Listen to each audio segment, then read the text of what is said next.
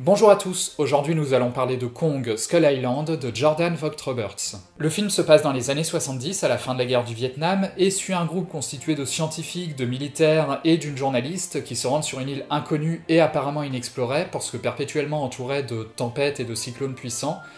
Officiellement, ils y vont pour faire des repérages d'ordre géologique, mais en réalité, les scientifiques ont pour mission de trouver des traces de monstres et de créatures oubliées qui pourraient représenter une menace pour l'humanité si elles parvenaient à sortir de l'île. Bien évidemment, quasiment dès leur arrivée, ils sont attaqués par Kong, qui est une de ces créatures, qui détruit leurs avions et une bonne partie de leur équipement et qui les laisse à pied au milieu de la nature, à devoir rejoindre l'autre bout de l'île pour 3 jours plus tard, parce que ce sera leur seule occasion de pouvoir en sortir.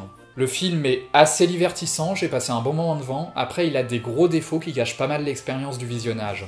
Pour commencer, il y a beaucoup trop de personnages dans ce film. Apparemment, un des objectifs du film, c'était de se concentrer sur les personnages humains plus que sur King Kong et sur les autres monstres, et en effet, on passe pas mal de temps à voir les différents groupes avancer dans la jungle, sauf que les personnages sont tellement nombreux qu'on n'a jamais le temps de vraiment s'attarder sur l'un d'entre eux. Même ceux qu'on peut considérer comme les personnages principaux, que ce soit le militaire vétéran du Vietnam, le scientifique ou la journaliste, ils apparaissent plus que les autres, mais au niveau psychologique, ils restent très superficiels et ils évoluent surtout très peu, voire pas du tout, pendant le film. Quant aux personnages secondaires, ils n'ont aucun caractère à proprement parler, et je pense qu'ils sont là uniquement pour servir de chair à canon à King Kong et aux autres. Comme ça, c'est plus impressionnant. Et ça empêche de vraiment nous attacher aux personnages, et donc de vraiment nous inquiéter pour eux quand ils sont en danger, et finalement, j'en avais pas grand chose à faire que les personnages survivent ou non. En plus, parfois, ils ont des réactions qui paraissent totalement absurdes et incohérentes, et dont on a l'impression qu'elles sont là uniquement parce qu'elles permettent de faire avancer l'intrigue, ce qui est très vite agaçant. En fait, on a l'impression qu'il manque des scènes d'explication sur pourquoi ils prennent telle ou telle décision, comme s'il y avait eu beaucoup de scènes coupées. Et ça crée beaucoup d'incohérences qui, prises individuellement, ne seraient pas gênantes, mais qui, tout ensemble, finissent par faire sortir du film. Il y a une autre incohérence qui m'a pas mal gêné au niveau du traitement du personnage de King Kong. Dans ce film, King Kong est au moins 20 ou 30 fois plus grand qu'un humain, or il y a plusieurs scènes où les personnages avancent dans la jungle, dans le silence, il n'y a aucun bruit autour d'eux, et puis tout à coup ils se retournent et ils voient King Kong qui est prêt à les attaquer, et c'est pas possible, une créature de cette taille ne peut pas vous approcher sans que vous l'entendiez, elle casse des trucs sur son passage, ses pas font du bruit et font des vibrations sur le sol, vous remarquez forcément qu'elle va arriver. Alors je comprends pourquoi ils ont utilisé cet artifice, c'est pour créer un effet de surprise, mais je pense qu'il aurait été plus cohérent de faire l'inverse et de créer l'angoisse chez le spectateur et chez les personnages avec les marques de l'arrivée de King Kong. Le bruit de ses pas sur le sol, les vibrations, etc.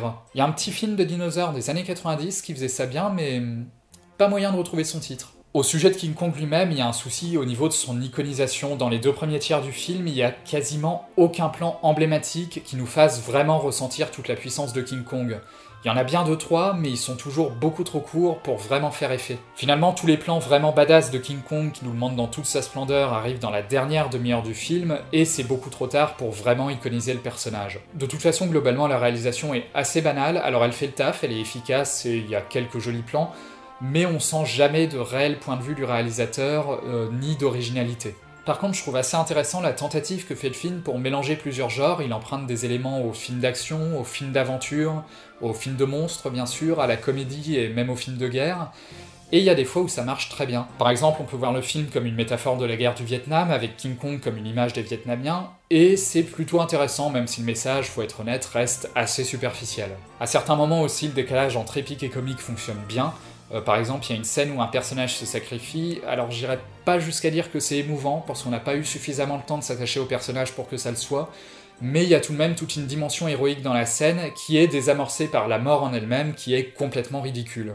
Par contre, à d'autres moments, le mélange fonctionne beaucoup moins bien, je pense notamment à la scène de l'arrivée sur l'île, quand il traverse la tempête. Avant ça, on a passé un quart d'heure à nous prévenir que les vents seraient particulièrement violents et donc la traversée très dangereuse, mais une fois dans la tempête, le réalisateur s'attarde sur une espèce de petite figurine dans un des avions, ce qui crée un décalage comique pas assez présent pour être vraiment drôle, mais qui amoindrit considérablement le sentiment de chaos et de violence face à la scène, donc finalement la scène est un peu un pétard mouillé. En fait, j'ai l'impression que l'équipe du film a pensé que pour faire un film à la frontière de plusieurs genres, il fallait obligatoirement que chaque scène individuellement soit un mélange de plusieurs genres, et que donc ils se sont forcés à faire des mélanges pas forcément très pertinents. Alors que c'était pas nécessaire, ils auraient pu faire certaines scènes purement dramatiques, ou purement de films de monstres, ou de films catastrophes, ça aurait rendu certaines séquences beaucoup plus puissantes, et le film aurait tout de même été dans son ensemble à la frontière de différents genres par la cohabitation de ces différentes scènes. Donc Kong, je sais pas si j'irais jusqu'à vous le recommander vraiment, surtout si vous aviez pas trop envie d'aller le voir à la base.